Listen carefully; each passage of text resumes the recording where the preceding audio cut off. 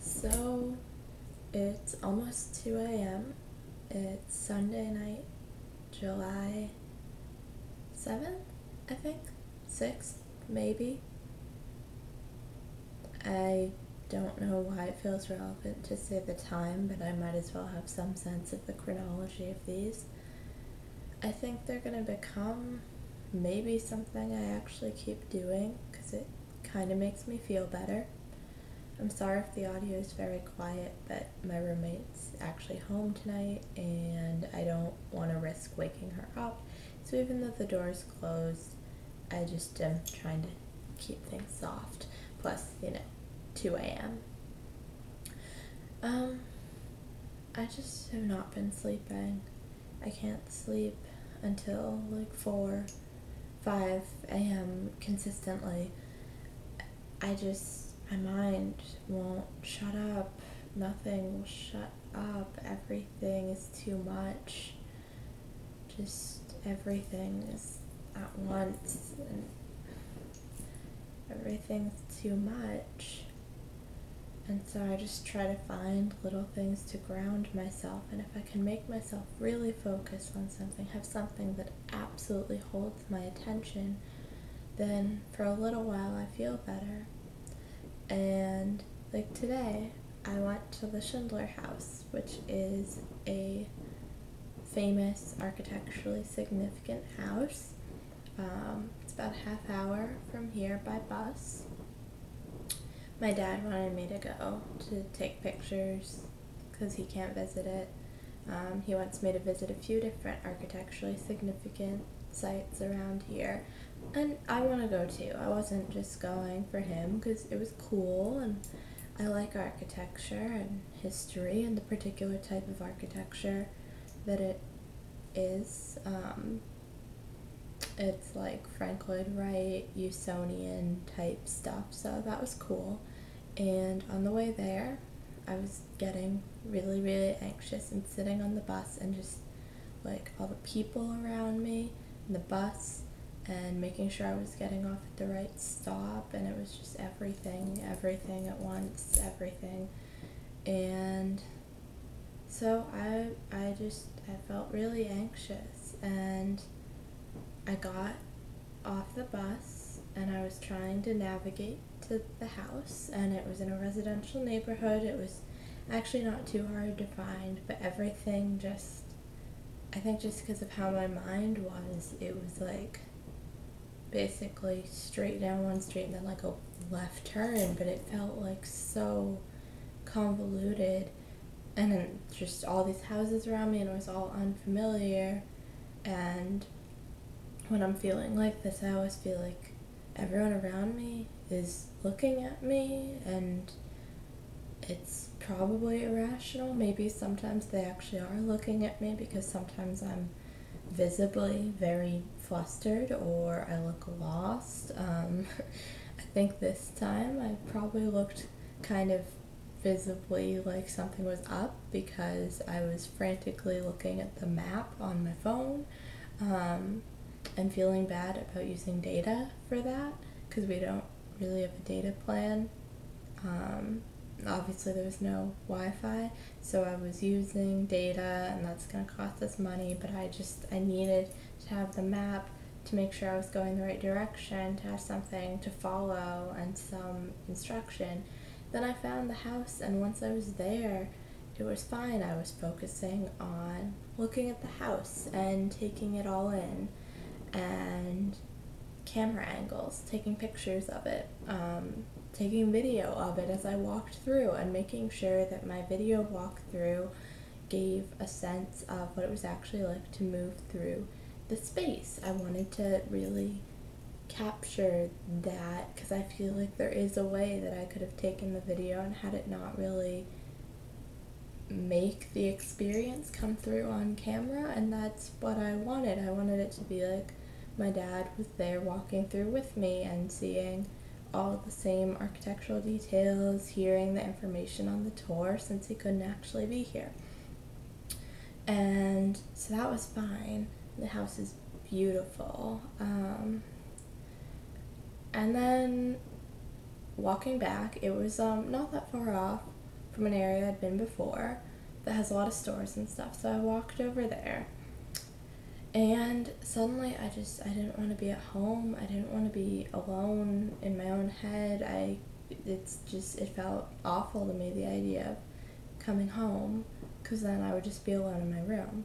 So I wanted to stay out around people, even though I was still alone around people. And that happens a lot. I go out shopping and I go and wander around and I end up spending money because I want to be around people, but it doesn't actually make me feel any better. I'm still alone. I'm just alone with random people around me, but I keep doing it expecting it to help somehow. I don't know. And then I'll buy things because they're pretty, and pretty things make me feel better, but then I'm spending money that I shouldn't, and I feel really guilty. And I'll eat, and I tend to eat a lot more and eat unhealthy things and just eat a lot when I'm feeling like that. And then I'll feel guilty about it afterward, about the money, about the calories, and none of it really works. I keep doing these little things to try to ground myself, to try to feel better, but it doesn't work. And whatever small amount of happiness I get out of that, it's nothing compared to what I feel afterward. It's a drop in the bucket. And so then I was like, okay, well, I had walked previously from my house to that shopping center. So I was like, okay, I want to kill time. I'll just walk back. And I was walking, and I got really lost. And I know partially how that happened, because there's this one part where there's a really confusing, it's not even like a turnoff, it's like the road kind of veers, and it switches names at a weird point. And so if you follow where it seems like it logically should continue, it's actually a whole different street, and then it does a thing. And I got really, really lost, and then I was anxious about being lost. And I just started wandering and not knowing where I was going. I just felt like I needed to keep walking,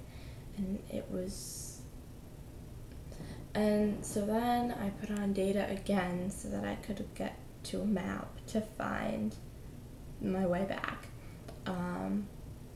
I was so far from anywhere that I'm familiar with. I don't know where I was, that I ended up walking to, and then had to find my way back from. And I found my way back. I mean, obviously I'm filming this in my room. If I was still lost in some random part of LA at 2 a.m., we'd have bigger problems. And it was fine, and I'm probably blowing it out of proportion, but I just, every day's been like this, and I feel like it's getting worse, and I'm having more and more trouble sleeping, and I'm just so anxious all the time. And I have been taking more Xanax, because I'm like, okay, I can't ration it, I need to take it when I need it, but then I'm popping Xanax like they're fucking Tic Tacs, and that can't be good, right? I can't. And Xanax is a little more serious. It's not like when I had a problem of taking a fuck ton of ibuprofen every day, because yeah, that was bad for my liver, and I got told off by my doctor, and I'm not supposed to take ibuprofen, or really I'm supposed to minimize the amount of pain meds I use. And I say that to people, and they think I mean intense stuff. No, I mean the over-the-counter bullshit, because I fucked up my liver and digestive system a little with taking so fucking many ibuprofen, Advil, whatever. And now it's happening with Xanax too. Yeah, and that's not good, obviously. And it scares me both because I feel the need for it. So obviously is it not working? Are my antidepressants even working? Is anything working? Why do I feel like this? Why do I feel so much worse lately? What is going on? but it's also like the taking a ton of it because nothing helps, trying to treat the problem by taking more and more. I am from a family of people with various mental illnesses and addictions. I consider the latter a subcategory of the former. There have been times where I have started down the road of behavior that I can see it leading there, and I've been able to pull back or like talk to my shrink and be like, hey, I started day drinking, and drinking when I'm lonely, and drinking when I'm sad, and drinking instead of taking my Xanax, and drinking to be able to sleep. And she was like, okay, well, that's not good, obviously. We talked about how I hadn't been doing that for long enough that it was like super worrying, but it was something we obviously wanted to make sure didn't continue. And so it's something that she checks in about. I haven't called her. I should call her. I haven't been checking in with her at all.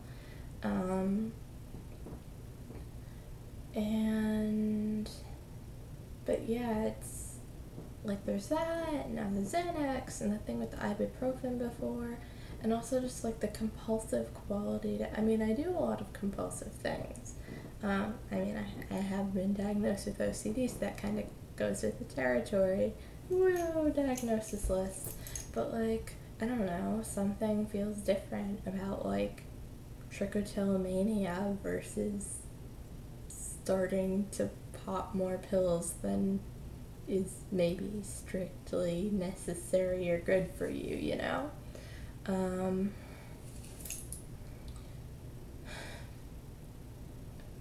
I just needed to get that out there.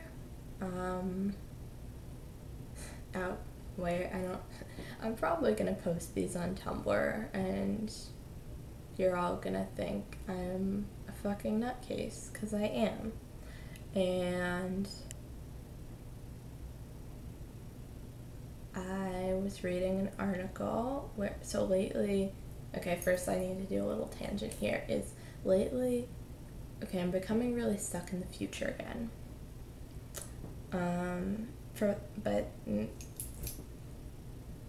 that sounds way more sensible in my head because that's the term I've been applying to it, but okay, so going back to always, at least back to like 5th or 6th grade, when things would get bad, and like when I started to show the signs really of my mental illness stuff, because before like 11-ish, I didn't really exhibit signs of mental illness per se. I mean, my mom's been abusive since always, but and I'm sure there were things in the way I acted that were in response to or shaped by her, so that wasn't normal, but like I didn't show signs of anything where they could stick like, or where not stick labels on, because I mean they are my labels. It's validating what I'm feeling and that there's something going on, and maybe something different in my brain chemistry, because I am, you know, I'm gonna post this, and sure, here have my diagnoses. I have bipolar disorder. It's like type 2-ish. I don't know. My psychologist was kind of like, yeah, I don't know exactly type thing. You haven't had a full-blown manic episode based on what I can tell, but it was kind of weird with the categories. But bipolar disorder, I'm not sure if that has become the replacement for I'd previously been diagnosed with just like major depressive disorder. Can those be comorbid diagnoses? I don't know. Generalized anxiety disorder, obsessive compulsive disorder,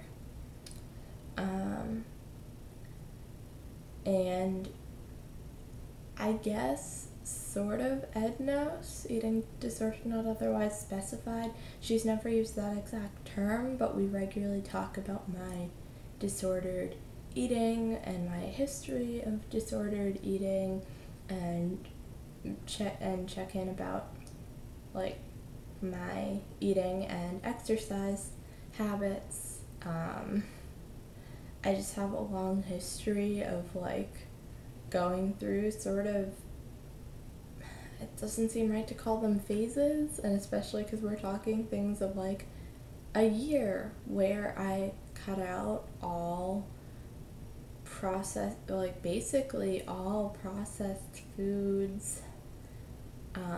I stopped eating at home because we only ever have like frozen TV dinners, and so I would like buy my own stuff, but I was just eating like a lot of yogurt parfaits, and I cut out sugary things, I cut out soda, I cut out most oily things. I still sometimes gave in on French fries and chips because salty potato products are like my thing. That shouldn't be something I describe as giving into. It's wonderful. I should embrace that. No, I'm not gonna do a full rundown of all the ways that I've been weird about food or about exercise, because that's the whole thing. You don't need that. But yeah, it's something we check in about. And since I've been out here, it's since I've been out here, and I don't know if it's LA or being in a different place, being away from my support networks. I don't know why. It's just lately my anxiety has been worse, and my food issues and body image issues have been coming back, have been worse, have been, and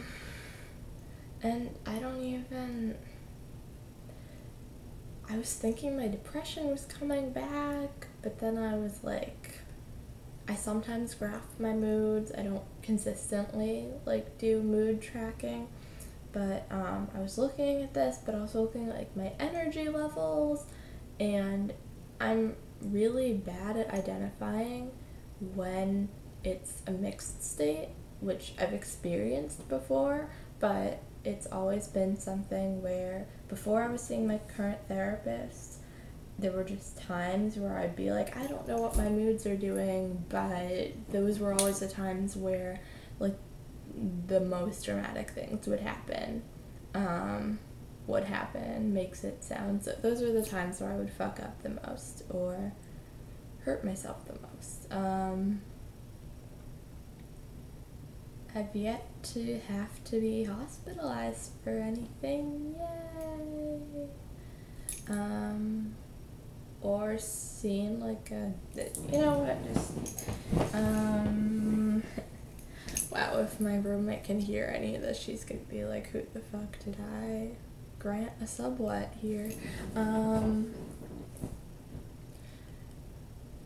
But like I've never been good at identifying them really in the moment. Everything just seems so out of control, and like what's happening, and I don't know what's happening, and it's always been the times where I'm just like, I don't even know what I'm doing right now, just and since I've been meeting with Virginia, it's always the sort of thing where like I'll feel like that, like, oh, I don't know what's happening, everything's crazy, and I'll call her, sometimes at really weird hours, and I guess this has happened twice, so twice in the past, like, 6 months, actually, which, because it seems more spaced out than that, my sense of time is really warped, so wow, that's not good. That doesn't actually sound that controlled. Shit. But yeah, just like time is when I'm feeling,